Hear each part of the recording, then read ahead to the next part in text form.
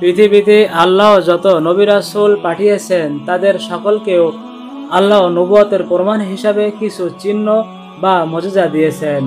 তাদের জীবনে কোনো ঘটনা অথবা আল্লাহর অনুমতিতে স্থায়ী কোনো ক্ষমতার মাধ্যমে এই মুজিজার প্রকাশ হয়েছে।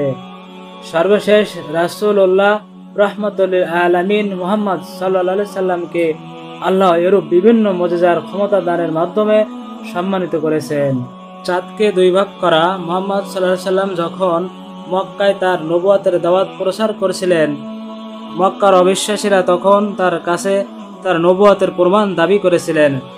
রাসূলুল্লাহ সাল্লাল্লাহু আলাইহি সাল্লাম তখন আল্লাহর আদেশে আকাশের চাঁদের দিকে ইশারা করেন এবং তা দুই খণ্ডে বিভক্ত হয়ে পড়ে। হযরত আব্দুল্লাহ ইবনে মাসউদ রাদিয়াল্লাহু তাআলা আনহু থেকে বর্ণিত, চাঁদ দ্বিখণ্ডিত হওয়ার ঘটনার সময় আমরা রাসূল সাল্লাল্লাহু আলাইহি সাল্লামের সাথে মিনায় ছিলাম। রাসূল সাল্লাল্লাহু আলাইহি সাল্লাম আমাদের বলেন, সাক্ষী থাকো, চাঁদের একটি খণ্ড পাহাড়ের অপর পাশে চলে গিয়েছিল। কিছু সময় পর আবার তা আগের অবস্থায় ফিরে আসে। এই মুজিজা দেখার পরেও অবিশ্বাসীরা রাসূল সাল্লাল্লাহু আলাইহি সাল্লামের উপর ঈমান আনেনি, বরং তারা তাকে জাদুকর হিসাবে অপবাদ দেয়। ইশরা ও মিরাজের যাত্রা। মদিনায় হিজরতের অল্প কিছুদিন আগে আল্লাহ রাসূল সাল্লাল্লাহু আলাইহি সাল্লামকে তার নিজের কাছে ডেকে নেন।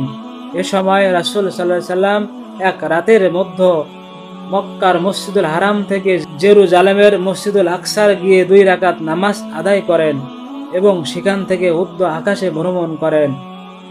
আবার মক্কায় ফিরে আসেন। গাছের কান্না। মদিনা মসজিদে নববীতে মিম্বার তৈরির পূর্বে রাসূল সাল্লাল্লাহু আলাইহি সাল্লামের পূর্বে একটি গাছের শুকিয়ে যাওয়ার কাণ্ডে ভর দিয়ে তার বক্তব্য উপদেশ বাণী দিতেন। পরবর্তীতে তার জন্য মসজিদে একটি মিম্বার তৈরি হলে তিনি মিম্বারে গিয়ে তার বক্তৃতা দিলেন। তখন মরা গাছটি কাঁদতে থাকে। হযরত জাবির রাদিয়াল্লাহু তাআলা আনহু থেকে বর্ণিত এক হাদিসে এসেছে, রাসূল সাল্লাল্লাহু আলাইহি সাল্লাম মিম্বার থেকে নেমে গাছের উপর হাত না রাখা পর্যন্ত এটি কাঁদতেছিল। ওজোর পানি। জাবির ইবনে আব্দুল্লাহ রাদিয়াল্লাহু তাআলা আনহু থেকে বর্ণিত এক হাদিসে এসেছে, হুদায়বিয়ার সন্ধির সময় একবার নামাজের জন্য উজুর পানি কোনো সন্ধান পাওয়া যাচ্ছিল না। মুসলমানদের কাছে অল্প কিছু পানি জমা করেছিলেন, যা সকলের জন্য পর্যাপ্ত ছিল না। রাসূলুল্লাহ সাল্লাল্লাহু আলাইহি সাল্লামকে তা জানানো হলে রাসূল সাল্লাল্লাহু আলাইহি সাল্লাম জমা করা পানিটুকু আনার নির্দেশ দেন।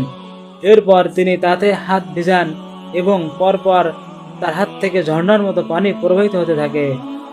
তখন সকলকে সেখান থেকে উজু করে নেন এবং তা পান করে নিজেদের তৃষ্ণা মেটায়। কোরআনের মুজিজা। আর সকল মুজিজা থেকে রাসূলুল্লাহ সাল্লাল্লাহু আলাইহি সাল্লামের পর অবতীর্ণ পবিত্র কোরআন রাসূল সাল্লাল্লাহু আলাইহি সাল্লামের সবচেয়ে বড় মুজিজা। এটি কারোর পক্ষে অস্বীকার করা সহজ নয়। আরবি সাহিত্যের স্বর্ণযুগে কোরআনের মতো একটি গ্রন্থের অবতরণ ও অনুরূপ সমতুল্য সাহিত্য আনার ক্ষেত্রে বাধ্যতা কোরআনের আল্লাহর কালাম হওয়ার যতটা প্রমাণ করে।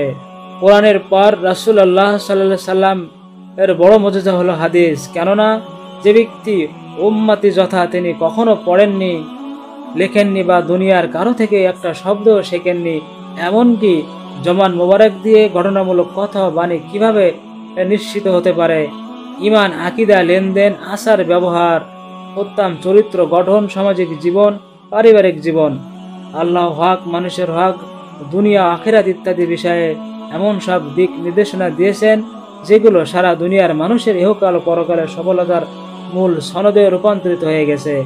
কিয়ামত পর্যন্ত কোনো মানুষ যদি প্রিয় নবীর সম্পর্কে জানতে চায় তাহলে হাদিস থেকে খুব সুন্দরভাবে জানতে পারবে।